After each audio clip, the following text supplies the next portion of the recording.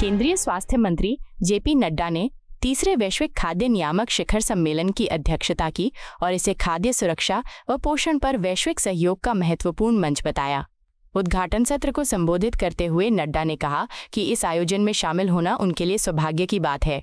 उन्होंने भारतीय खाद्य सुरक्षा एवं मानक प्राधिकरण की सराहना की, जिसने विशेषज्ञ नियामकों, वैज्ञानिकों और नीति निर्माताओं को एक मंच पर लाकर साझा प्रतिबद्धता दर्शाई है। नड्डा ने कहा कि इस तरह के प्रयास खाद्य सुरक्षा मानकों को मजबूत करते हैं और विश्व स्तर पर पोषण संबंधी स्वास्थ्य कल्याण सुनिश्चित करते हैं।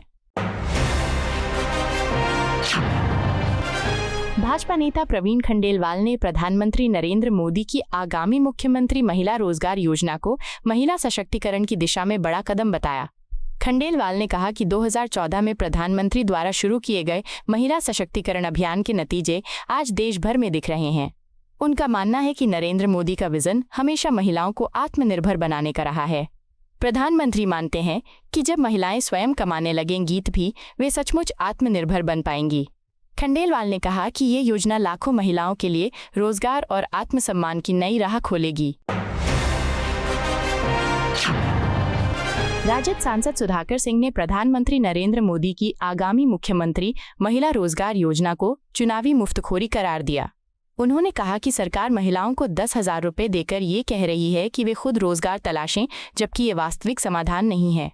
सुधाकर सिंह ने याद दिलाया कि प्रधानमंत्री ने 2014 में हर साल 2 करोड़ रोजगार देने का वादा किया था, लेकिन वो वादा पूरा नहीं हुआ। उन्होंने तंज करते हुए कहा कि यदि ये वादा निभाया गया होता तो अब तक 22 करोड़ नौकरियां मिल चुकी होती और बेरोजगारी समाप्त हो जाती। जदयू नेता राजीव रंजन ने प्रधानमंत्री नरेंद्र मोदी की आगामी मुख्यमंत्री महिला रोजगार योजना को बिहार की महिलाओं के जीवन में बड़ा बदलाव लाने वाली पहल बताया। उन्होंने कहा कि प्रधानमंत्री का ये कदम महिलाओं को आर्थिक रूप से सशक्त करने की दिशा में ऐतिहासिक साबित होगा। राजीव रंजन ने कहा कि इस योजना से लाखों महिलाओं को रोजगार के अवसर मिलेंगे और उनकी आर्थिक स्थिति मजबूत होगी। उन्होंने विश्वास जताया कि यह योजना ग्रामीण और शहरी दोनों क्षेत्रों में महिलाओं को आत्मनिर्भर बनाने का मार्ग प्रशस्त करेगी और समाज में सकारात्मक परिवर्तन लाएगी। मध्य प्रदेश के मंत्री कैलाश विजयवर्गीय के विवादित बयान पर कांग्रेस सांसद सुखदेव भगत ने कड़ी प्रतिक्रिया दी। विजयवर्गीय ने हाल ही में कहा था कि नेता प्रतिपक्ष ने सार्वजनिक रूप से अपनी बहन को चूमा। इस पर भगत ने कहा कि मंत्री खुद राजनीतिक रूप से असभ्य हैं और उन्हें अपने शब्दों की मर्यादा बनाए रखनी चाहिए। उन्होंने आरोप लगाया कि विजयवर्गीय रिश्तों और स्नेह की अभिव्यक्ति को समझने में नाकाम रहते हैं और हर चीज को हिंदू मुस्लिम के चश्मे से देखते हैं। भगत ने इस बयान को निंदनीय और मानसिक दिवालियापन का प्रतीक बताया। कांग्रेस नेता उदित राज ने प्रधानमंत्री नरेंद्र मोदी की आगामी मुख्यमंत्री महिला रोजगार योजना पर सवाल उठाए। उन्होंने कहा कि ऐसे ऐलान हर चुनाव से पहले किए जाते हैं और ये साफ तौर पर चुनावी रणनीति का हिस्सा है। उदित राज ने प्रधानमंत्री को याद दिलाया कि वही रेवड़ी संस्कृति का विरोध किया करते थे, लेकिन अब खुद वही कर रहे हैं। उन्होंने तीखा सवाल उठाया कि क्या इस योजना से बिहार के युवाओं को वास्तविक रूप से रोजगार मिलेगा। उदित राज के अनुसार देश को ठोस रोजगार नीतियों की जरूरत है कि सिर्फ चुनावी घोषणाओं की। जदयू नेता संजय झा ने मुख्यमंत्री महिला रोजगार योजना को लेकर जानकारी दी और इसे ऐतिहासिक पहल बताया। उन्होंने कहा कि आज प्रधानमंत्री नरेंद्र मोदी और मुख्यमंत्री नीतीश कुमार इस योजना का उद्घाटन करेंगे। झा ने बताया कि योजना के अंतर्गत 75 लाख महिलाओं के खाते में सीधे 10,000 रुपये की राशि हस्तांतरित की जाएगी।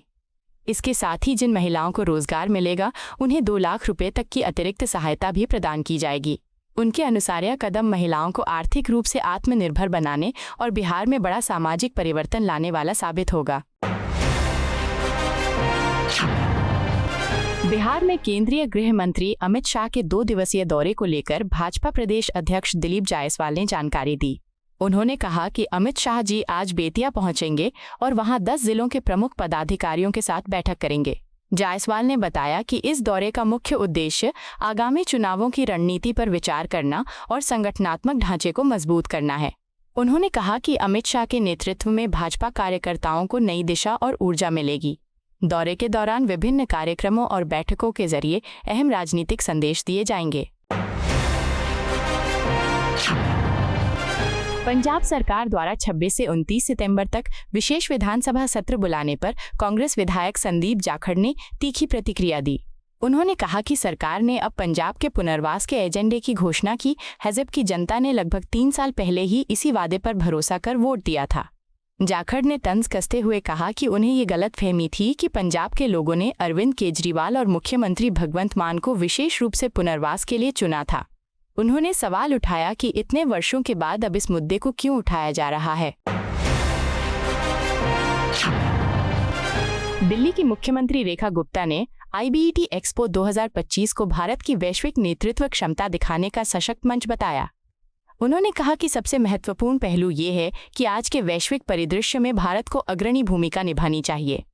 मुख्यमंत्री ने जोर दिया कि हर क्षेत्र में हमारी प्रत्येक पहल राष्ट्र के प्रति समर्पण को दर्शाए और देश की प्रगति में योगदान दे। उन्होंने कहा कि इस दृष्टिकोण को प्रदर्शित करने के लिए IBET एक्सपो से बेहतर मंच और कोई नहीं हो सकता। गुप्ता ने इसे भारत की नवाचार और विकास क्षमता का प्रतीक बताया। केंद्रीय मंत्री चिराग पासवान ने प्रधानमंत्री नरेंद्र मोदी द्वारा शुरू की जा रही मुख्यमंत्री महिला रोजगार योजना को ऐतिहासिक कदम बताते हुए विपक्ष की आलोचना को चुनावी राजनीति करार दिया। उन्होंने कहा कि विपक्ष ऐसी बातें करेगा क्योंकि बिहार चुनाव नजदीक है, लेकिन ये पहल महिलाओं को सशक्त और आत्मनिर्भर बनाने की दिशा में बड़ा कदम है। चिराग पासवान ने अपील की कि इस विषय पर दलगत राजनीति से ऊपर उठना चाहिए और बिहार सहित पूरे देश की महिलाओं के सम्मान में इसे समर्थन मिलना चाहिए। उन्होंने मुख्यमंत्री नीतीश कुमार और प्रधानमंत्री मोदी का आभार व्यक्त किया। आपको यह वीडियो पसंद आया हो तो इसे लाइक करें, हमारे चैनल को सब्सक्राइब करें।